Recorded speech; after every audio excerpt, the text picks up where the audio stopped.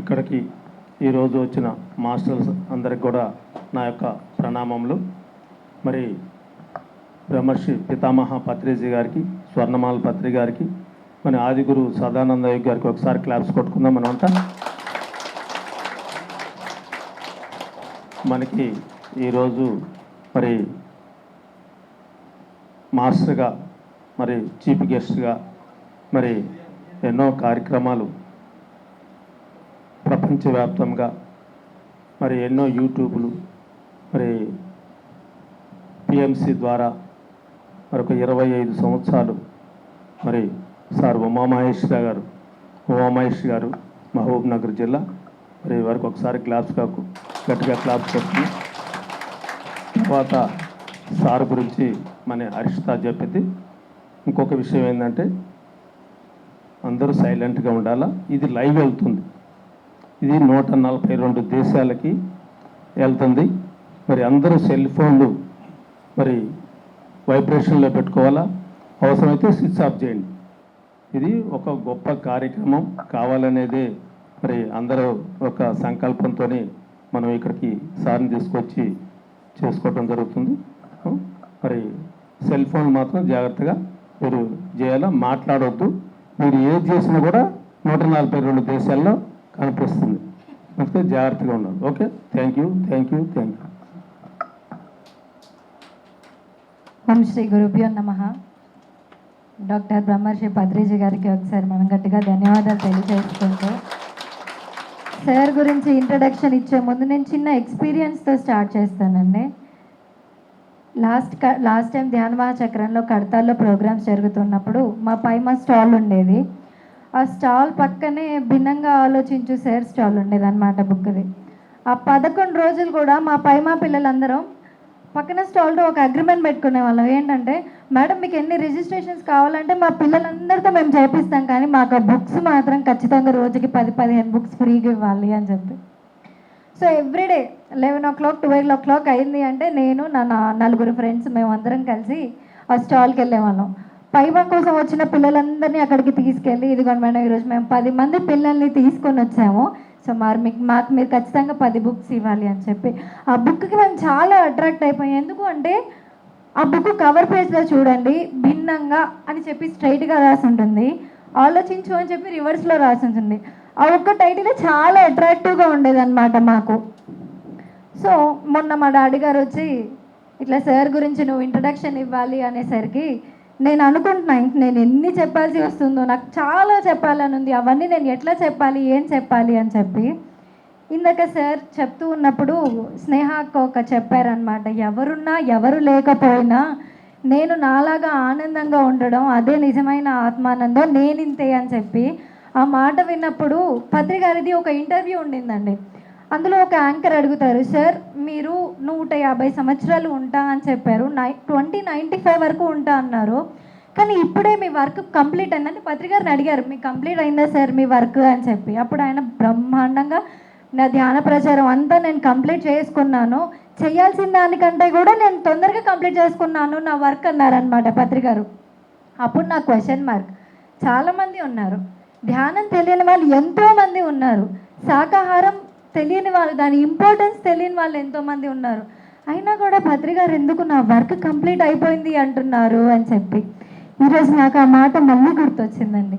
ఎందుకు కంప్లీట్ అయిపోయింది అన్నారు అంటే, ఒక గురువు ప్రపంచాన్నంతటిని మార్చాలి అని డిసైడ్ అయితే ఆ గురువు లాంటి ఇంకొక గురువుని తయారు చేస్తే ఆయన అనుకున్న అది కంప్లీట్ అయిపోతుంది అనమాట. సో ఇలాంటి గొప్ప గురువుల్ని వారు తయారు చేస్తే ఎందుకు అవ్వదండి, కంప్లీట్ ఖచ్చితంగా అవుతుంది కదా. సో వారి గురించి తెలుసుకుందాం. 1995 చాలా చిన్న ఏజ్ అండి, 17 years. ఆ ఏజ్లో ఏం తెలుస్తుంది, ఆటలు ఆడుకోవడం, పాటలు పాడుకోవడం, మహా అయితే స్కూల్కి కాలేజ్కి వెళ్ళడం. ఆ టైంలో పత్రికారి దగ్గరికి వెళ్ళి, ఇప్పుడు అంటే మనందరికీ పిఎంసి ఉంది, పిఎస్ఎస్ఎం ఉంది, గొప్ప గొప్ప మాస్టర్లు ఉన్నారు కాబట్టి ఈ సెటప్ అంతా చూసి మనం అట్రాక్ట్ అయిపోతాం, ఏదో జరుగుతుంది, గొప్పగా అవుతుంది అని చెప్పి. మరి ఆ టైంలో పత్రికారే ఉన్నారు, వారి పక్కన మహా అయితే ఓ 10 మంది ఉండుంటారేమో అంతే. ఆ సమయంలో అంత చిన్న ఏజ్లో వారి దగ్గరికి వెళ్ళి, గురువుగారు నేను ధ్యానాన్ని నేర్చుకుంటాను అని చెప్పి 17 years టైంలో దాదాపు 30 ఏళ్ల క్రితం అంటే మన పిఎస్ఎస్ఎం జర్నీ స్టార్ట్ అయినప్పటి నుంచి కూడా వారు ఉన్నారు మన పిఎస్ఎస్ఎంతో పాటుగా. పత్రిది ఆశయంలోనే భాగంగా ధ్యానాన్ని ప్రచారం చేయడమే వారి యొక్క గోల్గా. సో అప్పటి నుండి ధ్యానం చేస్తూ ధ్యాన ప్రచారాన్ని చేస్తూ అనునిత్యం ఆధ్యాత్మిక సేవకులుగా నిస్వార్థంగా వారి జ్ఞానాన్ని పంచుతూ ఉన్నారు సార్. మరి కేవలం ధ్యానాన్ని పంచడమే కాదు, చెప్పడం మాత్రమే కాదు, ఎన్నో వర్క్స్ చేశారు. 1999 నుంచి 2005లో మహబూబ్ నగర్ జిల్లా పిరమిడ్ స్పిరిచువల్ సొసైటీ మూమెంట్స్ ఇన్ఛార్జ్గా వర్క్ చేశారు. అలాగే 2005 నుంచి 2010 సంవత్సరాల మధ్యకాలంలో పూణేతో పాటు ఉత్తర భారతదేశంలో ధ్యాన ప్రచార కార్యక్రమాల్లో చురుగ్గా పాల్గొనడంతో పాటు మన జగదానగట్టు ఓంకారేశ్వర పిరమిడ్ నిర్మాణంలో కూడా వారిదైన పాత్రను వారు పోషించారు. 2004 ధ్యాన మహాయజ్ఞంలో ధ్యాన విద్మన్మణి అనే అవార్డును పత్రిగారు వారికి. సో అవన్నీ మనం ఏవీలో చూద్దామండి వారి గురించి ఇన్ డీటెయిల్గా కూడా. సో నిజంగా ఇంకొక విషయం ఏంటి అంటే మనందరికీ తెలుసు సమ్మర్ సీజన్ అంటే తెలంగాణ రాష్ట్రం మొత్తంలో కూడా అత్యధికంగా ఎండలు ఉండే ఏరియా ఏంటి అంటే మన భద్రాద్రి కొత్తగూడెం డిస్ట్రిక్ట్. ఆ సమయంలో ఈ మే టైంలో వారు మన డిస్ట్రిక్ట్కి వచ్చి ప్రతి చోట క్లాసెస్ చెప్తున్నారు అంటే ఎంత గురువు మీద భక్తి ఉండాలి, ఎంత ప్యాషన్ ఉండాలి. సో మనం వారికి రెస్పెక్ట్ చేస్తూ sir heartly welcome from Bhadradri Kothagudem district. ఎంతమంది ఆ ఎక్స్పీరియన్స్ని పొందుతారండి? నేనైతే ఇక్కడికి రావడంతో చాలా టెన్షన్లో వచ్చాను అనమాట. నన్ను మాట్లాడమన్నారు, నేను ఏం మాట్లాడాలి అది ఇది అని చెప్పి. సార్ ఫేస్లో ఆ కామ్నెస్, ఆ కూల్నెస్ చూడగానే నేనైతే ఐ వాజ్ లైక్ వావ్, చాలా మంచిగా, చాలా ప్రశాంతంగా అనిపించింది నాకు. ఇది నిజంగా జరుగుతుంది, మనందరికీ అది అనుభవమే. సో మీ అందరికీ ఒక రిక్వెస్ట్ అండి, మనకి ఇలాంటి ఛాన్సెస్ దొరకడం, ఇంత గొప్ప మాస్టర్స్ మన చిన్న టౌన్కి రావడం అనేది నిజంగా మన అదృష్టం. సో దయచేసి మీ అందరు కూడా ఫోన్స్ కాసేపు, ఈరోజు ఫోన్ మంది కాదు, ఆ ఫోన్లు సైలెంట్లో కానీ స్విచ్ ఆఫ్లో పెట్టుకోండి. అటు ఇటు తిరగడం కానీ, మధ్యలో లేవడం, పక్కన వాళ్ళతో మాట్లాడడం, ఇవన్నీ లేకుండా చక్కగా డిసిప్లిన్గా ఉందాం, నేర్చుకుందాం. చాలా నేర్చుకుంటున్నాం మనం ఈరోజు. సో ఈ గొప్ప అవకాశాన్ని మనం వినియోగించుకుందాం. ఒక 2 minutes మనం మెడిటేషన్ చేద్దాం, ప్రోగ్రామ్ స్టార్ట్ చేసుకుందాం. Just 2 minutes.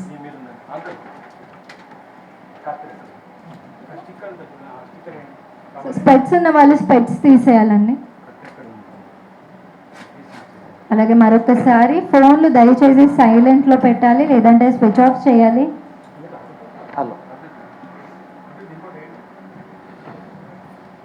హాయిగా సుఖంగా కూర్చుందాం.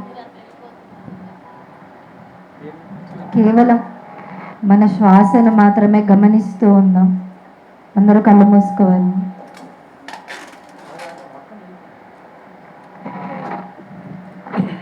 మన మనస్సు శూన్యమైతే దాంట్లో మనం ఎన్ని గొప్ప విషయాలైనా కూడా నింపగలుగుతాం.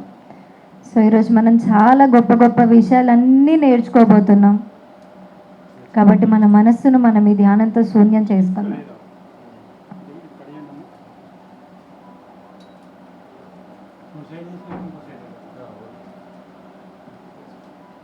కేవలం శ్వాస మీద ధ్యాస.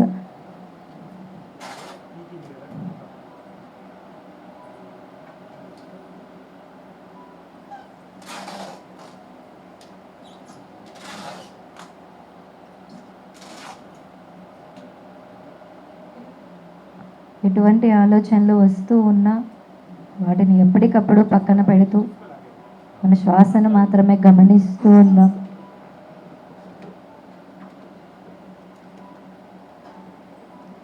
గొప్ప గురువుల సాంగత్యంలో ధ్యానం 3 అధిక శక్తివంతం. సామూహిక ధ్యానం 3 అధిక శక్తివంతం. పిరమిడ్లో ధ్యానం 3 అధిక శక్తివంతం. మరి ఈరోజు ఎంతో ఆ గురువుల సన్నిధిలో సామూహికంగా పిరమిడ్ దగ్గర ధ్యానం చేస్తూ ఎంతో ఎనర్జీస్ ఉన్నాయి, అవన్నీ కూడా మనం తీసుకుందాం.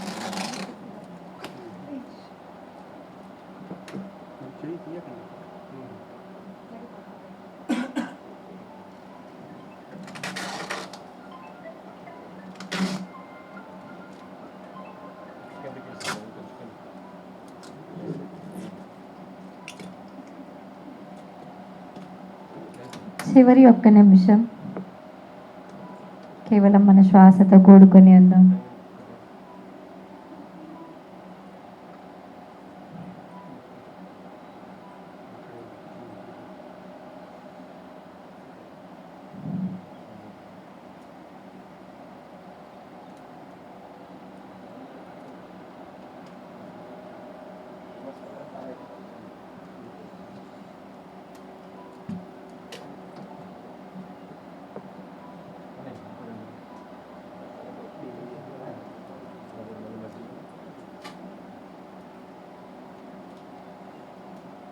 ఈ ఆఖరి నిమిషం మనల్ని మనం రెడీ చేసుకుందాం.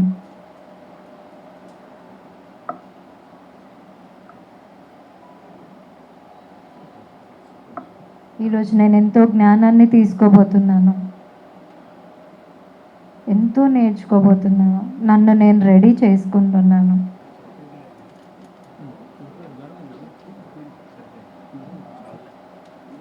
మన శరీరాన్ని, మన మనస్సుని అన్నిటినీ మనం చెప్దాం, ఈరోజు నాకు నువ్వు సహకరించాలి. నేను గొప్ప గురువుల జ్ఞానాన్ని నేర్చుకోబోతున్నాను, తెలుసుకోబోతున్నాను.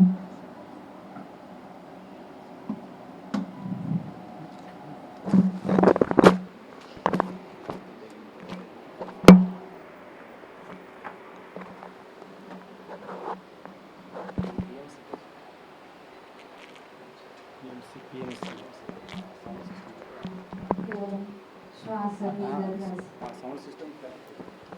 ఓకే ప్రవీణ్, ఇది కావాలా? వాయిస్ క్యాచ్ చేస్తారు స్పీకర్ దగ్గర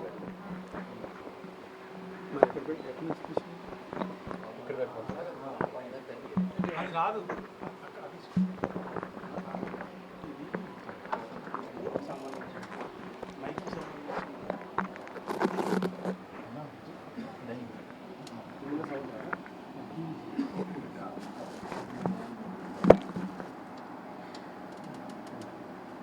మన రెండు చేతులు తీసి మన కళ్ళ మీద పెట్టుకుందాం.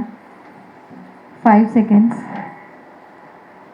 5, 4, 3, 2, 1, 0. నెమ్మదిగా కళ్ళు తెరుస్తూ ఒక్కసారి గట్టిగా చప్పట్లు కొడదాం. సో మనం అందరం కూడా ఈ ధ్యానంతో మనల్ని మనం రెడీ చేసుకున్నాం ఎంతో జ్ఞానాన్ని తీసుకోవడానికి. ఇప్పుడు మన సెషన్ని సార్కి ఇచ్చేద్దాం. Sir over to you. So భిన్నంగా ఆలోచించు బుక్ పైన చూస్తే మనకు ఒక క్యాప్షన్ ఉంటుంది. ప్రతి బుక్కి ఒక కారణం ఉంటుంది, అవునా కదా? సినిమాలకి ఈ మధ్య క్యాప్షన్ ఇస్తుంది.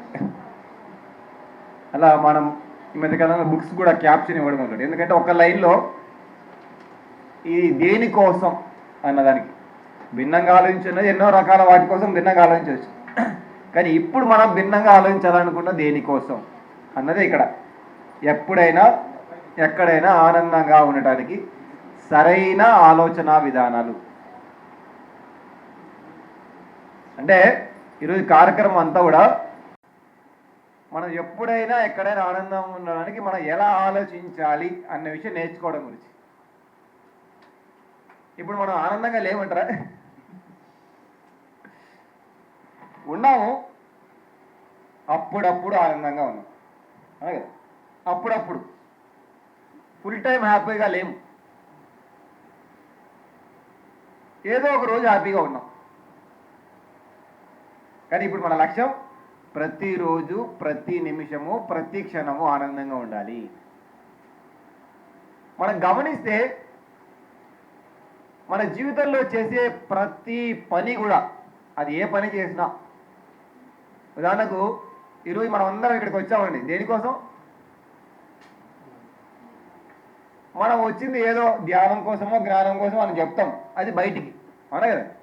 ధ్యానం కోసం వచ్చాం సార్, ఇక్కడ ఎవరో జ్ఞానం ఇస్తూ ఉన్నారు, వాళ్ళు ఎవరో తెలీదు, ఏం చెప్తారో తెలీదు, కానీ ఏదో ఉపయోగపడుతుంది, దానివల్ల మనకేమొస్తుంది? ఆనందం వస్తుంది. చివరికి ఆనందం, అవునా కదా? అలా కాదు, ఇక్కడికి వస్తే అందరికీ ఒక చేతికి ఒక దెబ్బేసి పంపిస్తారు, లేదంటే తిడతారు, కొడతారు, అరుస్తారు, లేదా విమర్శిస్తారు, డిస్టర్బ్ చేస్తారంటే ఇక్కడ ఎవ్వరు రారు. ఇక్కడికి వస్తే ఏదో ఒక రకంగా ఆనందం వస్తుంది అనే ఉద్దేశంతోనే మనం అందరం ఇక్కడికి వచ్చాం. ధ్యానానికి వచ్చాం ఆనందం కోసం, జ్ఞానం తీసుకోవడానికి వచ్చాం ఆనందం కోసం. అలాగే మన లైఫ్లో ఎన్నో పనులు మనం చేస్తూనే ఉన్నాం. ఉద్యోగం చేస్తాం, డబ్బులు సంపాదిస్తాం. దేనికోసం అండి? డబ్బుల కోసం అనుకుంటాం. డబ్బుల వల్ల మనకు ఒక ఆనందం వస్తుంది, చివరికి ఆనందం వస్తుంది. డబ్బుల వల్ల మనకు వసతులు రావచ్చు, కానీ ఆ వసతులు దేనికోసం? మనకు ఉద్యోగం చేసి 1 లక్ష రూపాయలు 2 లక్షలు నేను సంపాదిస్తున్నా, ఒక కారు కొంటా, ఒక ఇల్లు కొనుక్కుంటాను. దానివల్ల చివరికి అలా అలా అలా అలా లాస్ట్కి వెళ్తే దేనికోసం మనం గమనిస్తే ఆనందం కోసం. వేరేం లక్ష్యం ఏమి లేదు. ఇల్లు మన లక్ష్యం కాదు, కారు మన లక్ష్యం కాదు. కారు వల్ల వచ్చే ఆనందం మన లక్ష్యం, ప్రతిఫలం. మామిడి పండు తింటాం ఎండాకాలంలో, మంచిది. మామిడి పండు దేనికోసం? ఆనందం కోసం. అవునా? ఇందాక వచ్చేటప్పుడు జావా తాగాం. ఏం సార్? ఏదో జావా, రాగి జావా, జొన్న జావా మన భద్రాచలంలో సార్ గారు ఇప్పించారు. దేనికోసం? ఆనందం కోసం. ఆ జావా తాగితే మొత్తం కారం వచ్చేసి కళ్ళు మంటలేసి నోరు మంటలేసి తాగుతాం సార్? తాగము. మంచి భోజనం చేస్తాం, మంచి బిర్యానీ వండుకొని తింటాం. అవునా కదా? దేనికోసం? ఆనందం కోసం. మనం వండుకొని తిన్నది అరక్క మొత్తం వామిటింగ్స్ వచ్చేసి కింద పడిపోతామంటే ఎవడు వండుకొని తినడు. చివరి లక్ష్యం అటు ఇటు, అంటే బయటికి బిర్యానీ లక్ష్యం, బయటికి కారు లక్ష్యం, బయటికి డబ్బులు లక్ష్యం. కానీ అన్నీ మనం వెనక్కి వెళ్ళి తిరిగి చూస్తే చివరి లక్ష్యం, అన్నిటి యొక్క చివరి లక్ష్యం ఒక్కటే మనందరికీ. ఆనందము ఆనందము ఆనందము ఆనందం ఆనందం, వేరే ఏమీ లేదు. చివరి లక్ష్యం ప్రతి మనిషికి చివరి లక్ష్యం ఒకటే ఉంది, ఆనందం. ఒక డబ్బులు సంపాదిస్తుంటారు, ఒకరు సంగీతం ఏదో చేస్తుండొచ్చు, ఇంకొకరు అలాగే పుస్తకాలు రాస్తుండొచ్చు, ఇంకొకరు క్లాస్ చెప్తుండొచ్చు, ఇంకొకరు క్లాస్ అరేంజ్ చేస్తుండొచ్చు.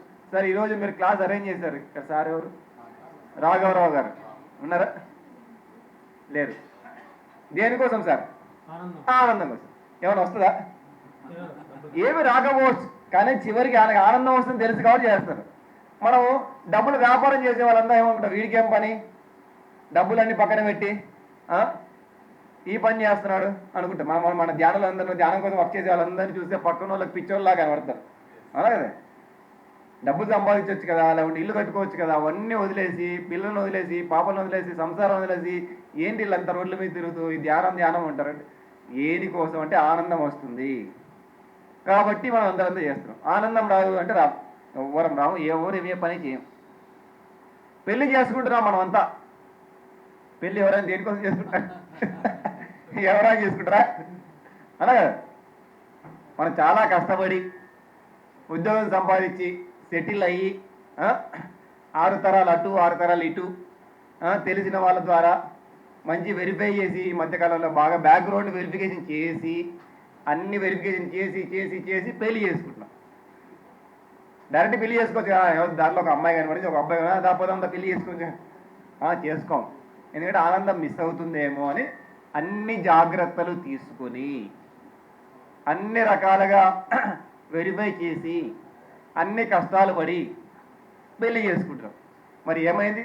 పెళ్లి చేసుకున్న తర్వాత మనం గమనిస్తే అన్ని మన ఆనందం కోసమే చేస్తున్నాం, కానీ చివరికి ఆనందాన్నే కోల్పోతున్నాం. ఒక్క ఉద్యోగం చాలు అని, సాఫ్ట్వేర్ ఉద్యోగం వస్తే చాలు 4 అమీర్పేటలో తిరుగుతూ ఉంటారు. యూఎస్సీ అంటారు అనమాట, యునైటెడ్ స్టేట్స్ ఆఫ్ అమీర్పేట్. యూత్కి తెలుస్తుంది. 20 ఏళ్ళ కింద 25 ఏళ్ళ కింద అదే అమీర్పేటలో తిరిగినావు నేను. ఇప్పుడు అమెరికాకి వెళ్ళి అలా తిరిగి వచ్చా. యూఎస్సీ అంటే ఇంకా అమెరికాకి వెళ్ళలేని వాళ్ళకి యూఎస్సీ ఏంటంటే Ameerpet, United streets of Ameerpet.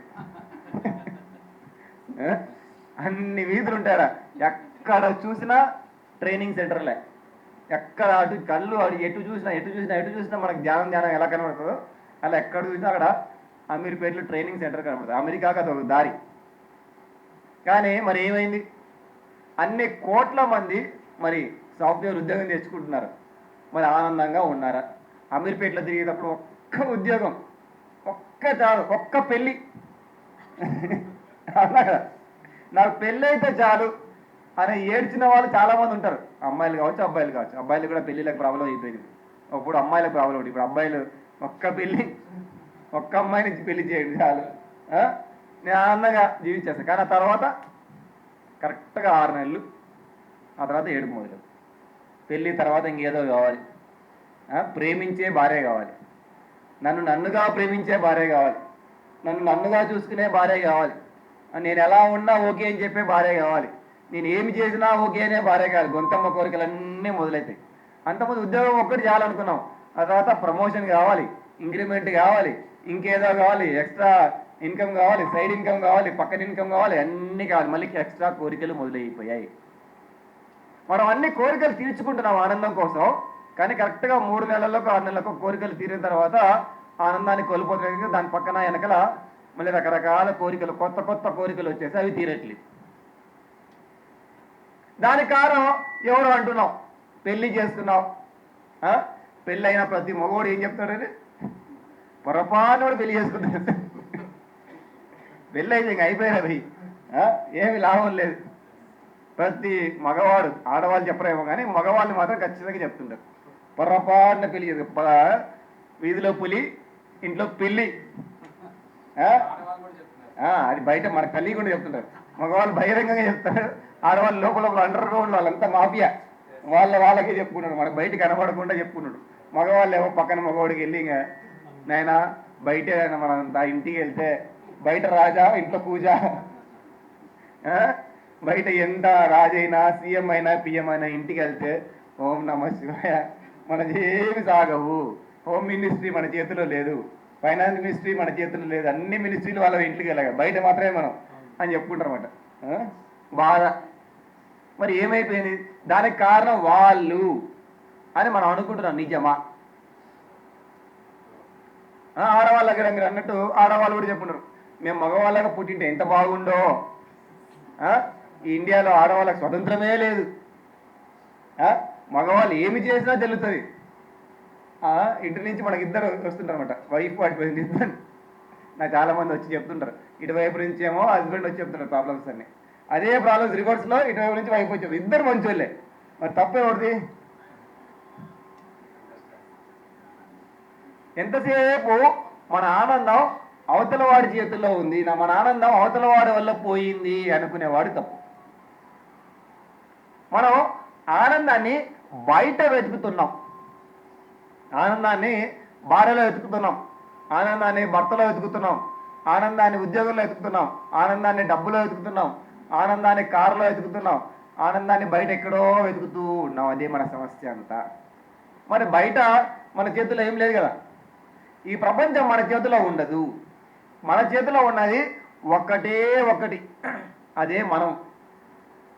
మిగతావేవి కూడా 100% మన చేతిలో ఉండవు, కొంతవరకు ఉండొచ్చేమో తాత్కాలికంగా. ఈరోజు ఈ క్లాస్ నా చేతుల్లో ఉంది తాత్కాలికంగా, ఈ ఒక్కరోజు, రేపు ఉంటుంది సార్, ఎల్లుండి ఉంటుంది లేదు, సాయంత్రం అయితే అయిపోయాను. ఇది కూడా నేను ఎవరో ముందు వెళ్ళిపోండి సార్ మాకు పనులు ఉన్నాయంట. ఏ ఊరికి పోయినా కరెక్ట్ 5, 6 తర్వాత ఎవరి పనులు వాళ్ళకి మొదలవుతాయి. పొద్దున్న సాయంత్రం వరకు బాగానే ఉంటుంది, సాయంత్రం అయ్యే కొద్దీ ఎప్పుడెప్పుడు నేను క్లాస్ ఆఫ్ చేస్తారా, ఎప్పుడెప్పుడు పోదామా, ఎందుకంటే బస్సు పోతుంది, ఎందుకంటే ఇంట్లో భార్య ఎదురు చూస్తుంది, ఎందుకంటే ఇంకేదో పని ఉంది, ఎందుకంటే ఇంకేదో. అదే నా చేతిలో ఏం లేదు, నా చేతిలో ఉన్నది కొంత టైం మాత్రమే. ఇక్కడ ఉన్న వాళ్ళు నా చేతిలో కొద్ది సమయం మాత్రమే. ఎంత పెద్ద గ్రాండ్ మాస్టర్ ఏంటి, 30 ఏళ్ళు అయినా ఏమీ లాభం లేదు. సాయంత్రం అయితే 30 ఏళ్ళు ఏం పనికిరావు, ఎవరు ఏం పనికిరారు. సో మనం అందరం ఆనందం కోసం వెతుకుతున్నాము, కానీ ఆనందాన్ని బయట వెతుకుతున్నాం. అదంతా సమస్య మనకి. దానివల్లనే మనం ఆనందాన్ని కోల్పోతున్నాం. ఎందుకంటే తాత్కాలికంగా ఉంటుంది ఆనందం, సాయంత్రం వరకు ఆనందంగా ఉంటుంది. ఆ క్లాస్ చెప్పేంత వరకు. క్లాస్ తర్వాత చిన్నప్పుడు మనమంతా కొండవీటి సింహం, మన ఎన్టీఆర్ సినిమా, జస్టిస్ చౌదరి, మేజర్ చంద్రకాంత్, అల్లూరు సీతారామరాజు సినిమాకి వెళ్ళి చూసిన తర్వాత నేను కూడా ఈరోజు దేశానికి ఏదో ఒకటి చేయాలి అని సినిమాలో ఉన్నప్పుడు అనుకొని ఇంటికి వెళ్ళి పడుకొని దేశం లేదు ఇంకేం లేదు. నేను కూడా చిన్నప్పుడు అనుకునే గూస్ బంప్స్ అంటారు కదా, ఇట్లా అంటే అల్లూరి సీతారామరాజు చూస్తే ఇంకా నేను కూడా ఈరోజు దేశం కోసం ఏదో చేయాలి బాయ్, లేకపోతే ఇంక లాభం లేదు అనుకోవడం. సినిమాలో ఉన్నంతసేపు, సినిమా అయిపోయాక ఇంటికి వెళ్ళాం, తిన్నాం, పడుకున్నాం. ఇంక అంటే మార్పు రాలేదు. సినిమా. అలాగే ఈ ధ్యాన కార్యక్రమాలు కూడా మంచి సినిమా, మనకి మంచి ఎంటర్టైన్మెంట్, ఫ్రీ కదా, అలాగే కదా. పొద్దు నుంచి సాయంత్రం వరకు చాలా ఫ్రీగా రిలాక్స్డ్గా. ఇంకా ఈ మధ్య కొత్తగూడలో ఏసీ కూడా పెట్టేసారు ఇంకా. వేరే చోట్ల ఏసీ లేదు, ఏసీ హాలు, ఫ్యాన్లు, మళ్ళీ లైవ్, ఇంకెన్నెన్నో డెకరేషన్లు, అన్నిటి మధ్యలో ఉచిత భోజనము, ఉచిత కార్యక్రమము, ఉచితంగా చెప్పేవాడు, ఉచితంగా వినేవాడు, ఉచితంగా పనిచేసేవాళ్ళు, ఉచితంగా డబ్బులు ఇచ్చేవారు, అంతా ఉచితమే.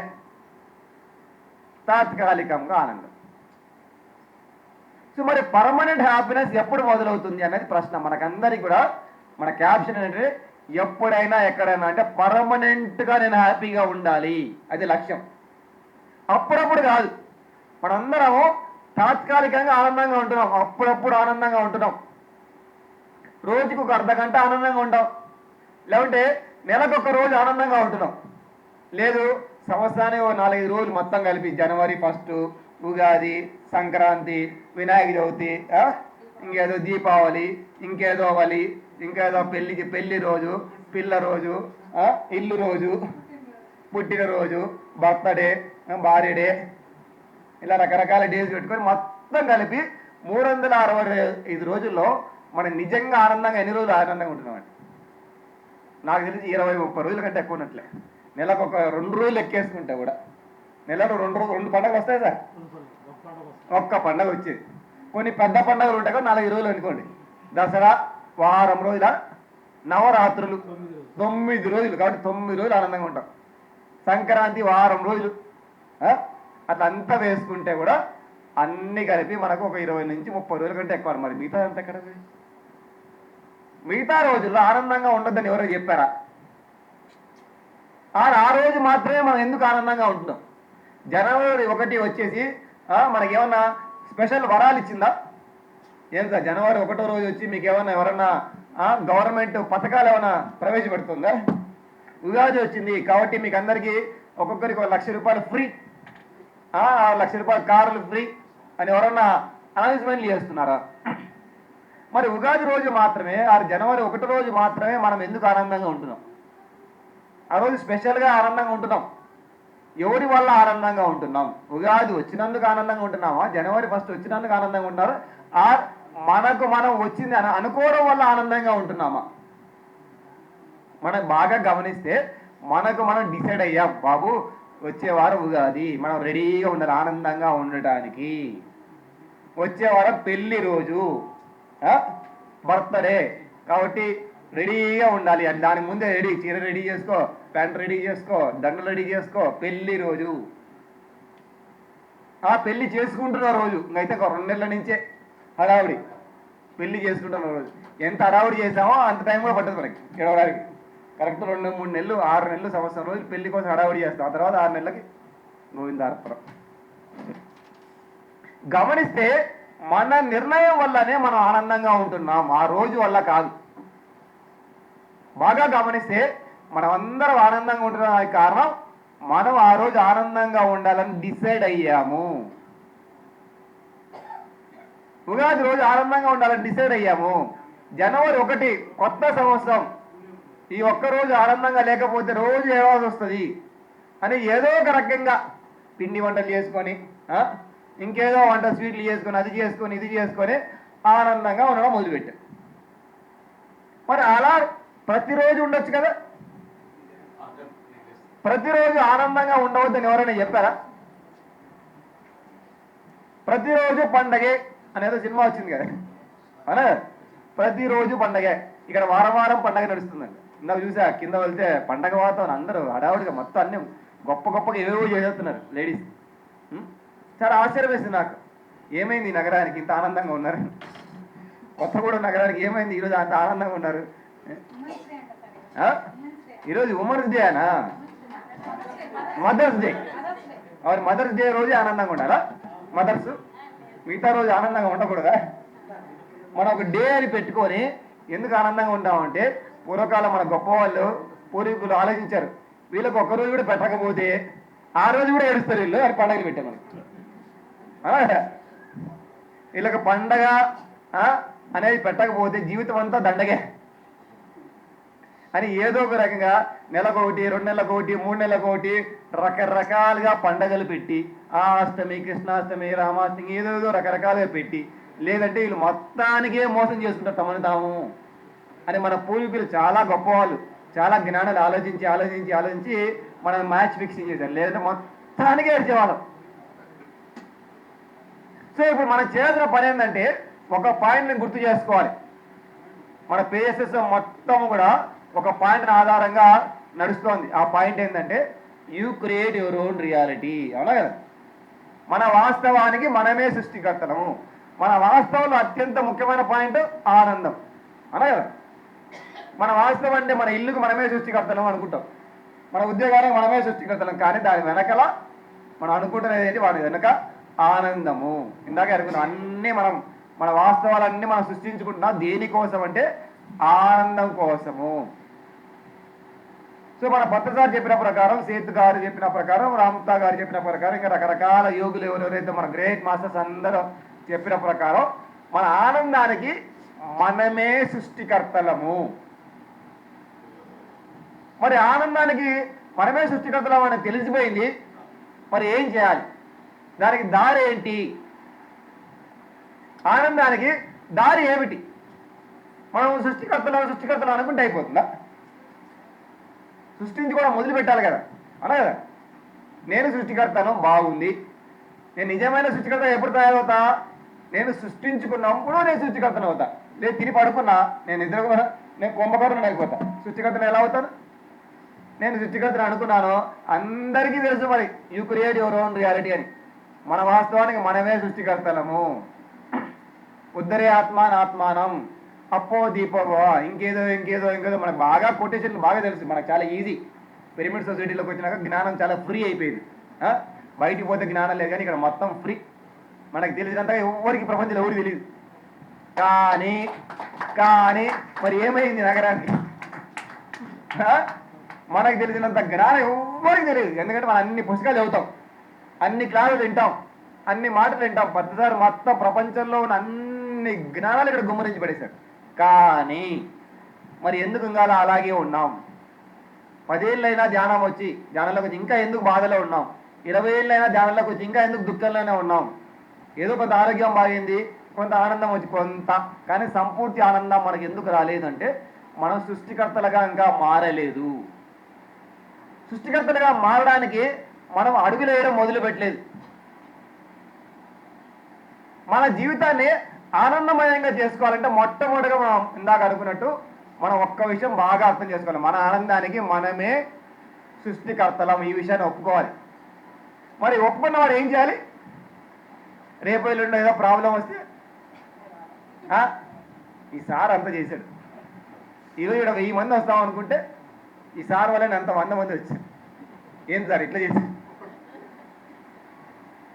నా తప్పేమీ లేదు, అంతా నేను కరెక్ట్, నేను చాలా గొప్ప మాస్టర్ని. మీ వల్లనే ఇక్కడ అంత 200 మంది వచ్చారు, లేదంటే 1000 మంది వచ్చేవాళ్ళు. అంటే మనం ఇక్కడ 1000 మంది వచ్చారు, నా వల్ల 1000 మంది వచ్చారు. అలాగే అదే తక్కువ వచ్చారు అనుకోండి, ఆయన వల్ల వచ్చారు. ఆయన తప్పు. చిన్నప్పుడు ఇలాగే అనుకునేవాడు. నాకు మంచి మార్కులు వచ్చాయి అనుకోండి, నేనే కరెక్ట్. నేను చాలా హార్డ్ వర్క్ చేశా, నేను గుడ్ స్టూడెంట్, నేను చాలా కష్టపడ్డా కాబట్టి స్కూల్ ఫస్ట్ వచ్చా, కాబట్టి కాలేజ్ ఫస్ట్ వచ్చా, కాబట్టి ఇంజనీర్ అయ్యా. ఫెయిల్ అనుకోండి, మా నాన్న మంచి స్కూల్లో చేర్పించలే, మా నాన్న మంచోడు కాదు, ఎంత చెప్పినా ఈ స్కూల్ మంచిది కాదని. ఆ టీచర్లు బాగా చెప్పలేదు, టీచర్లు మంచోళ్ళు కాదు అనా కదా. లేకుంటే గవర్నమెంట్ మంచిది కాదు, లేకుంటే ఎవరో దిద్దేవాడు సరిగ్గా దిద్దలేదు. మనకి నచ్చినది జరిగినప్పుడు అబ్బాబ్బాబ్బా అంతా మొత్తం నేనే చేశా. మనకు నచ్చని జరిగినప్పుడు అంతా అదే చేశారు, అంతా నానే చేశారు. బొమ్మరిల్లు ఫాదర్ అదే కదా. మనకు బాగున్నప్పుడు అంతా నేనే చేశా. మనకు నచ్చింది, మనకు ఆనందం వచ్చింది, మనకు ఆరోగ్యం వచ్చింది, మనకు హ్యాపీగా అనిపించింది, మన ఇంకేదో అనిపించింది. అప్పుడు నేను నా అంత గొప్పవాడు ఎవరూ లేరు. మనకు బాధ చేసింది, మనకి ఏడుపు వచ్చింది, మన దుఃఖం మొత్తం మళ్ళీ. నిజంగా ఎవరైతే సృష్టికర్తలు అనుకుంటున్నారో వాళ్ళు మొట్టమొదటిగా పాటించాల్సిన పాయింట్ ఏంటంటే ముందుగా ఇది మానేయాలి. ఇలా పాయింట్అవుట్ చేసేవారు. నా జీవితంలో వచ్చిన సమస్యకు ఇంకొకరు కారణం, అది భర్త కావచ్చు, భార్య కావచ్చు, సమాజం కావచ్చు, దేవుడు కావచ్చు, ఇంకెవరో కావచ్చు, కారణం అని ఎవరైతే అంటున్నారో వాళ్ళు ఎప్పటికీ సృష్టికర్తలు కాలేరు. ఎందుకంటే వాళ్ళ రిమోట్ తీసుకొని ఇంకొకటి చేతిలో పెట్టేస్తున్నారు. మన ఆలోచనకి, మన మాటకి ఒక పవర్ ఉంటుంది. ప్రతి మనిషికి ఒక పవర్ ఉంది. ప్రతి మనిషి ఆలోచనకు ఒక పవర్ ఉంది. ప్రతి మనిషి మాటకు ఒక పవర్, అలాగే మనకు కూడా ఒక పవర్ ఉంది. మనం ఏం చేస్తున్నాం? వాళ్ళే కారణం అని మొత్తం తీసుకెళ్ళి వాళ్ళు ఎదురు పెట్టేస్తారు. ఆడవాళ్ళంతా ఏం చేస్తారు? ఇండియాలో మొత్తం మగవాళ్ళే మా యొక్క స్వాతంత్రాన్ని పోగొట్టేశారు. మొత్తం మగవాళ్ళే చేశారు అని తరతరాలుగా అని మొత్తం మగవాళ్ళు చేతులు పెట్టేశారు. మగవాళ్ళ మధ్య కాలం రివర్స్ అయిపోయి మొత్తం ఆడవాళ్ళే చేస్తున్నారు. మా స్వాతంత్రం పోవడానికి మొత్తం ఆడవాళ్ళే కారణం, అసలు ఆడవాళ్ళు అని మొత్తం వాళ్ళ మీద చూసేస్తాం. ఈ రిమోట్ అంతా తీసుకుని ఆడబడేస్తాం. మనమే ఈ టీవీ అంతా చాలా పెద్ద టీవీ, మంచి టీవీ కొనుక్కొని మనమే రిమోట్ ఇంకోటి చేతిలో పెట్టి వాళ్ళు ఇష్టం వచ్చి ఛానల్ వాడుకుంటే మనం ఏడ్చేది. నిజంగా సృష్టికర్తలం అవుతామని ఎవరెవరు అనుకుంటారు ఇక్కడ? నిజమేనా? నిజం చెప్పండి.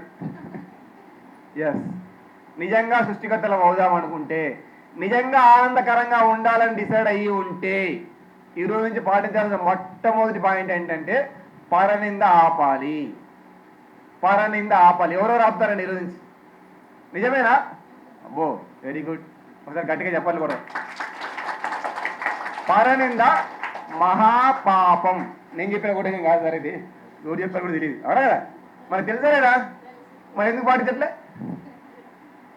మనకు కాదు, పక్కింటారు కదా. మనకు వచ్చే కొటేషన్లు అన్నీ కూడా మనకు కాదు, మన పక్కనోడు పాటిస్తున్నా లేదా అడగడానికి. అనా ఆధ్యాత్మికత అంటే మనం వినే ప్రతి ఒక్కటి మన కోసమే వచ్చింది అని అర్థం చేసుకోవడం. ఇప్పుడు నేను మాట్లాడే ప్రతి ఒక్కటి మీకోసం కాదు, నా కోసం. మీరు వినే ప్రతి ఒక్కటి మీకోసం, పక్కనోడి కోసం కాదు. మనం ఏం చేస్తామంటే క్లాస్ వింటాం చాలా చక్కగా గొప్పగా. ఫలానా ఉమామేష్ గారు వచ్చారు, చాలా గొప్పగా క్లాస్ చెప్పారు. మేము ఇంట్లోకి వెళ్ళి నువ్వు అది చేయట్లేదు ఉమామేష్ సార్ చెప్పినట్టు, నువ్వు ఇది చేయట్లే, అది కాదు చేస్తాం. మనం ఏం చేస్తున్నాం? మనం ఒక బుక్ చదివాం, మనం ఏం చేస్తున్నాం? అది ఆధ్యాత్మికత. ఆత్మ విమర్శతో మొదలవుతుంది ఆత్మ ప్రయాణం, అంతర్గత ప్రయాణంతో మొదలవుతుంది ఆధ్యాత్మికత. ఇంకొకరు ఏం చేస్తున్నారో చూస్తున్నామంటే మనం ఇంకా ఆధ్యాత్మికతలోకి రాలేదు. పక్కన వాళ్ళు కొట్లాడుకుంటాం, మనకు వెంటనే ఉత్సాహం, పోయి తొంగి చూడాలి. అనగా పక్కన వాళ్ళు భార్య భర్తలు కొట్లాడుకుంటుంటారు, మనకి ఏం చేయాలి? మనకు అత్యంత ఉత్సాహం. ఎవరో కొట్లాడుకుంటుంటే వెంటనే ఇంట్రెస్ట్ వచ్చేస్తాయి. ఎవరో తన్నుకుంటుంటే, ఎవరో ఏడ్చుకుంటుంటే, ఎక్కడో ఏదో గొడవలు జరుగుతుంటే వెంటనే పాప ఏదో జరుగుతుంది చూడాలి వెంటనే. అక్కడ ఎవరో మంచి ప్రవచనాలు చెప్తున్నారు, మనకు కాదులే.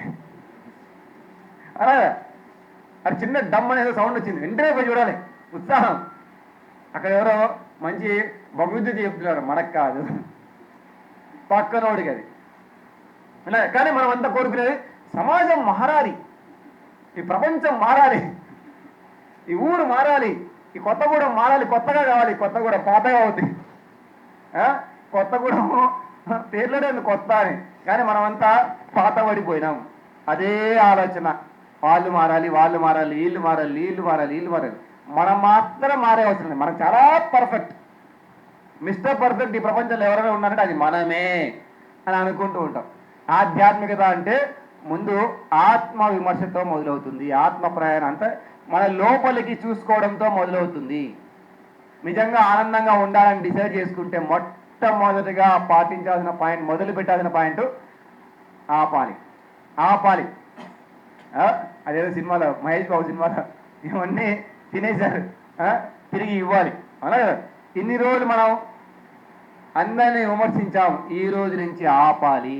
లేకపోతే లావ్ అయిపోతాం, లేకపోతే బుర్ర చెడిపోతుంది, లేకపోతే మనకు ఆనందమే ఉండదు, లేకపోతే మనకు ఎప్పుడు దుఃఖమే. ఇది ఆపాలి. అది మొట్టమొదటి ఆర్య సూత్రం. ఇది ఎవరైతే చేయరో వాళ్ళు ఎప్పటికీ, గుర్తుంచుకోండి, ఎప్పటికీ ఆనందంగా ఉండలేరు.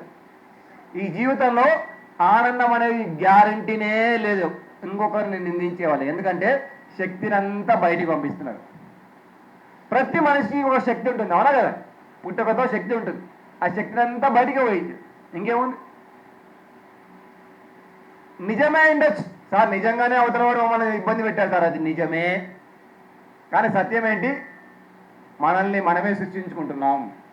మన జీవితానికి మనమే సృష్టికర్తలం, అది సత్యము. కానీ కళ్ళ కనబడే నిజం అవతలవాడు. మనల్ని నిజాన్ని నమ్మకూడదు, మనం నమ్మాల్సింది సత్యాలని.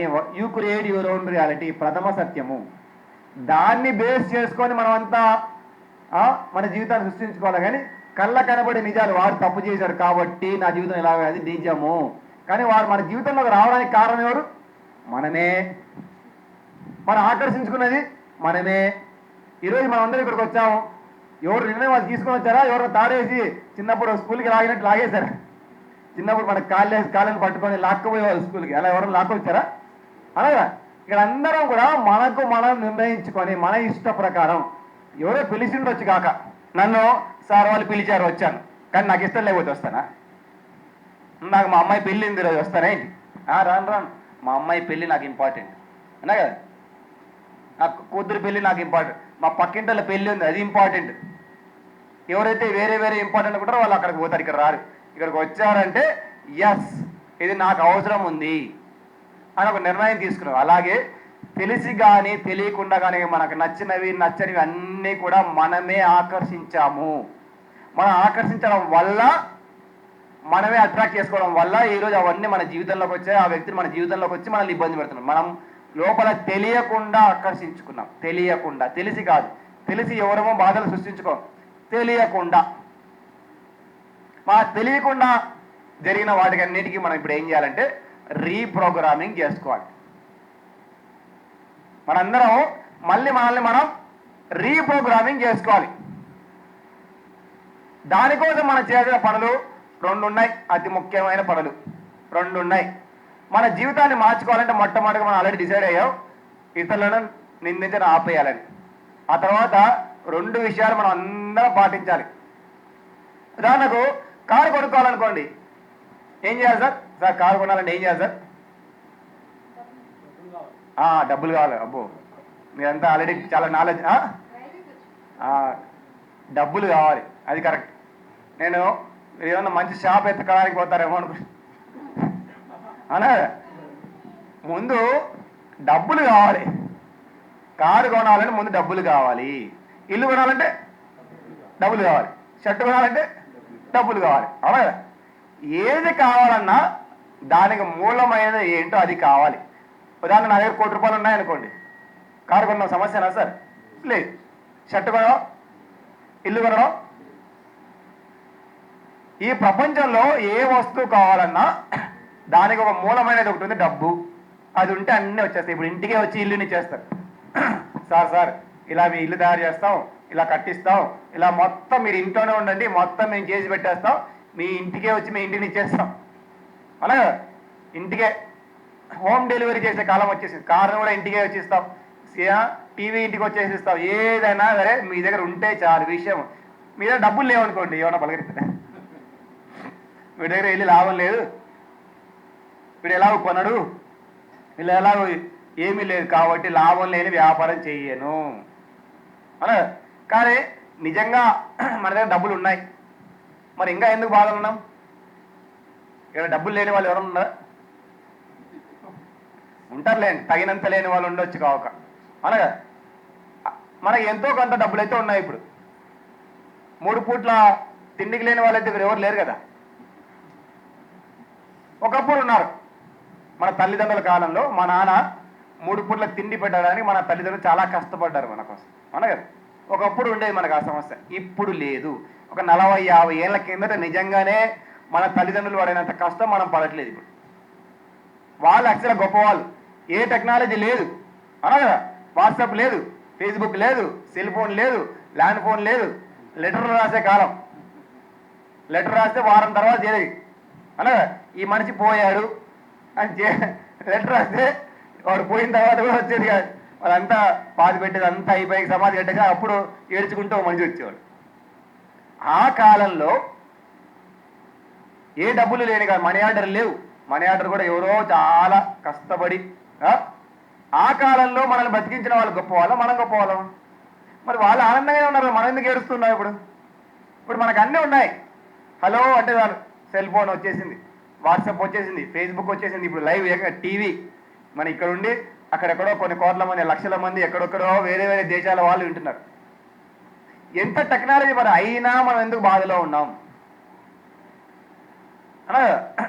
అయినా ఎందుకు మనం దుఃఖంలో ఉన్నాం? మనకు అన్నీ ఉన్నా మనం ఎందుకు ఆనందంగా లేమంటే మనకు తగిన శక్తి తగిన జ్ఞానము లేదు. అది సమస్య.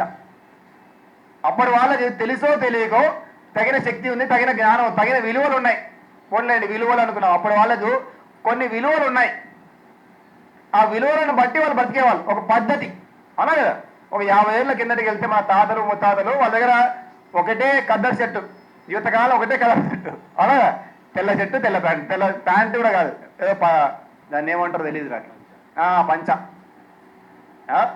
మంచి అలా ఒకటే కలరే. మనకి ఇప్పుడు మల్టీ కలర్, పొద్దున్న కలర్ వేసుకున్నా, నేను మధ్యాహ్నం కలర్ వేసుకున్నా, నీళ్ళలో కలర్ వేసుకున్నా. ఇన్ని కలర్లు ఉండి కూడా కలర్ఫుల్ లైఫ్ ఉండడం ఆనందంగా లేదు. వాళ్ళు ఒకటే కలర్ షర్ట్ వేసుకున్నారు జీవితకాలం, కానీ ఆనందంగా ఉన్నారు. మహా అంటే 2-3 వాళ్ళకు జతలే ఉండొచ్చు, అయినా ఆనందంగానే ఉన్నారు. అలా కదా. ఈ సార్ వచ్చారు బాబు, ఎక్కడి నుంచి వచ్చారు సార్? విజయవాడ నుంచి వచ్చారు. గట్టిగా చెప్పండి కొట్టండి. మీ వయసు ఎంత సార్? 75 ఇయర్స్లో విజయవాడ ఎక్కడా, నేనెక్కడా? ఆయన చూడండి ఎలా వచ్చారు. ఆయన గొప్పవాళ్ళం, మనం గొప్పవాళ్ళం. మన పక్కింట్లో ఉండి రావడానికి మనకు కష్టం. అలా ఆయన ఎక్కడో 6 గంటలు ప్రయాణం, 6 గంటల సార్ ప్రయాణం, 4 గంటలు ప్రయాణం చేసి నేను రావడానికి ముందే వచ్చి కూర్చున్నారు ఆయన. అది విలువ, అది జ్ఞానము. మనకు ఉన్న సమస్య అంతా ఇక్కడే. అంతకుముందు వారికి మన నెక్స్ట్ జనరేషన్, ఈ 40-50 ఏళ్ళ కిందట మొదలైన జనరేషన్కి మిస్ అయినది ఏంటంటే తగిన శక్తి లేదు, తగిన జ్ఞానం లేదు, మిస్ అయిపోయాం.